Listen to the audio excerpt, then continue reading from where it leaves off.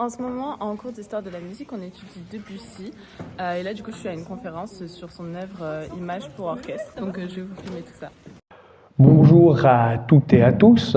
Aujourd'hui, c'est une conférence sur une œuvre de Claude Debussy qui s'appelle Images pour orchestre, qui va servir de prélude à un concert de cette œuvre qui se passera le 18 avril au Halograin. Et pour cette occasion très spéciale, nous avons un invité qui s'appelle Claude Debussy. Donc Claude Debussy lui-même devrait... Bon, on vient de m'apprendre malheureusement que à cause de la ligne A qui est bloquée comme à son habitude, Claude Debussy ne pourra pas venir. Donc à la présentation qu'il devait faire lui-même, je vais le faire à sa place. Donc je vais vous parler donc de Claude Debussy, qui est un compositeur français né en 1862 et mort en 1918. Faut pas lui dire. Hein. Donc c'est un compositeur qui dès le début montre une capacité à s'affranchir des règles. Hein. C'était quelqu'un qui très jeune va montrer un certain talent, mais qui sera très bien aidé par ses professeurs particuliers et ses professeurs du Conservatoire de Paris où il rentrera en 1872. En 1884, il gagne son premier Grand Prix à Rome pour sa cantate L'Enfant prodige. Puis en 1904, il va rencontrer Emma Barsac, avec qui il va avoir une fille, Claude Emma, dont le surnom est Chouchou, qui va l'inspirer pour certaines de ses œuvres. Il faut savoir que c'est un compositeur qui a une esthétique particulière qui va le placer dans un style qu'on appelle l'impressionnisme et le symbolisme. C'est quoi l'impressionnisme et le symbolisme ? Très bonne question de notre auditrice. L'impressionnisme et le symbolisme, ce sont deux courants artistiques apparus au milieu du XIXe siècle. L'impressionnisme s'inscrit dans la lignée du réalisme. Il rejette donc tout ce qui relève de l'imaginaire. Dans ce courant, il y a la volonté de capturer l'instant, capturer l'impact sensoriel et émotionnel avant la réalisation conceptuelle. En peinture, on a le peintre Claude Monet et son tableau Impression, soleil levant. Ici, nous n'avons pas affaire à des traits bien définis, mais des silhouettes floues qui nous donnent l'impression d'un paysage sur lequel le soleil se lève. En musique, cela se traduit par une succession d'impressions créées par les harmonies qui semblent capturer, chacune leur tour, un instant présent. Au contraire de l'impressionnisme, le symbolisme touche également les arts littéraires, dans lesquels le visuel et le sonore ne sont pas au premier plan. Le symbolisme repose sur le non-dit, l'insinuation, le double sens. On trouve donc des éléments qui relèvent de l'imaginaire. Le poète Mallarmé nous dit « Nommer un objet, c'est supprimer les 3/4 de la jouissance d'un poème qui est faite de deviner peu à peu. Le suggérer, voilà le rêve. » Donc pour la suite de cette conférence, je vais laisser la parole et ma place à ma collègue Elina Davy qui va vous parler de la modalité dans Images pour orchestre. Bonjour à toutes et à tous, je vais vous parler des modes et de la modalité chez Debussy et ses images pour orchestre. La modalité est un concept très courant dans les œuvres de Debussy et nos images pour orchestre ne font pas exception.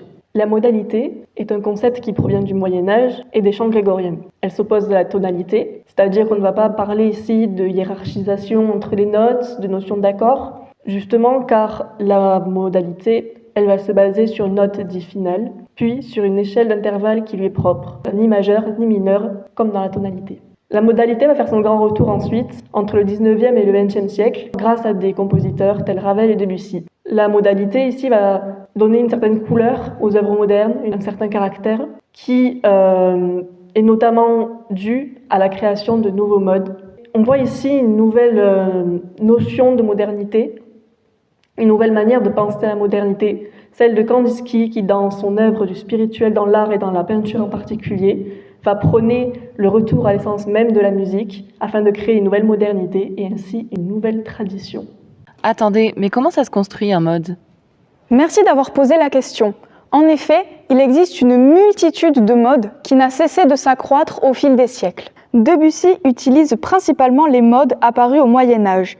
Il se compose de 7 notes. Chaque mode est construit avec des intervalles différents, ou autrement dit, l'écart entre les notes est différent selon chaque mode. Prenons par exemple le mode de Ré. Les petits ponts bleus représentent les tons et les petits ponts rouges représentent les demi-tons. C'est leur organisation qui définit l'identité sonore du mode. Écoutons donc maintenant le mode de Ré au piano afin de bien s'en imprégner.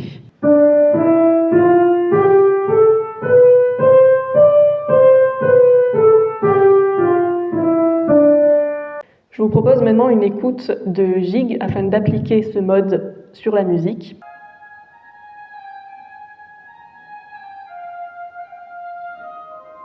Mais prenons maintenant le mode de Mi. On voit que les petits ponts ne sont plus à la même place. L'organisation des tons et demi-tons n'est plus la même. Il est connu pour sa caractéristique mélancolique due à l'intervalle de demi-tons présent dès le début de l'échelle. On le retrouve notamment dans Gigue et Iberia. Écoutons donc ce mode de Mi au piano.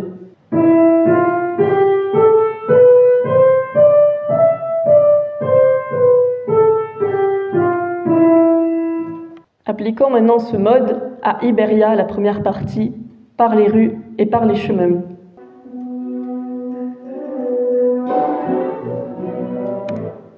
En effet, au XXe siècle, on est dans une période d'expérimentation. On revient à la modalité ancienne, mais on découvre aussi de nouveaux modes qui, en réalité, étaient déjà utilisés auparavant sans vraiment le savoir. Prenons par exemple la gamme par ton. Elle comporte 6 notes.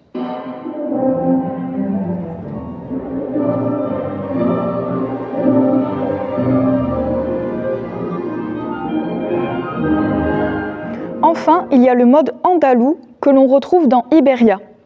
Le mode andalou, comme le veut son nom, se caractérise par sa sonorité espagnole un peu cliché, due au ton et demi qui sépare le 3e et 4e degré, suivi d'un demi-ton entre le 4e et le 5e.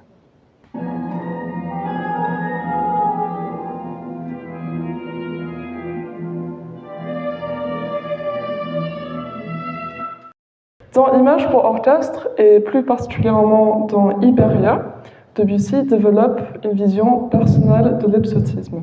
Au début du XXe siècle, l'hypnotisme ne cherche pas à représenter fidèlement une culture étrangère, mais plutôt à évoquer ce que le public imagine de cette culture.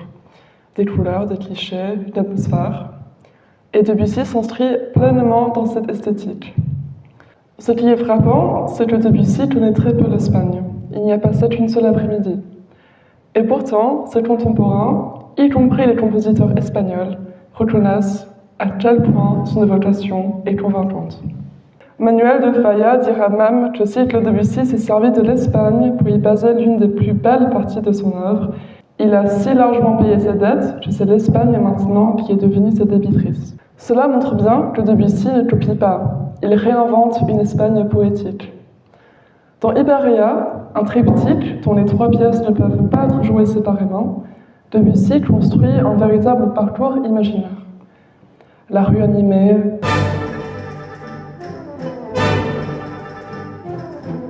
la douceur de la nuit,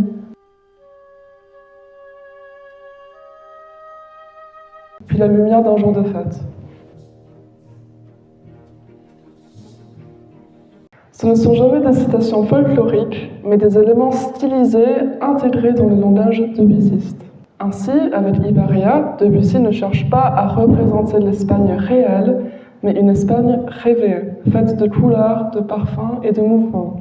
Le dussotisme devient chez lui un outil de transformation poétique et non un simple décor. Une manière d'élargir son univers sonore tout en nourrissant l'imaginaire du public. Je passe à présent la parole à ma collègue Emma Mella qui va apporter l'utilisation des motifs musicaux dans les images. Debussy n'organise pas toujours sa musique selon des formes bien définies. Au contraire, il laisse les motifs guider le déroulement comme des fils que l'on suit dans un paysage sonore. Mais qu'est-ce que c'est un motif ? Très bonne question de notre auditrice. Un motif, c'est une courte idée musicale qui va participer à l'identité d'un morceau. Ça peut être un rythme ou bien une mélodie. Dans Iberia, par exemple, les 3 pièces forment un véritable triptyque. Elles semblent se répondre, dialoguer entre elles. Dans la 2e pièce, Les parfums de la nuit, Debussy expose dès le début plusieurs motifs qui reviendront sans cesse, transformés, étirés, parfois presque méconnaissables. Ici, ce ne sont plus les grandes sections de la forme qui nous orientent, mais ces petites cellules musicales qui réapparaissent comme des points de repère dans la nuit.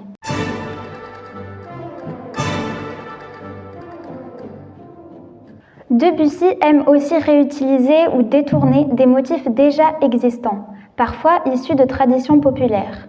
Dans Gig, il s'inspire d'un motif venu d'une gigue irlandaise appelée The Kill Row. Vous entendrez cette petite mélodie très simple qui surgit comme un souvenir lointain et que Debussy s'amuse à transformer tout au long de la pièce.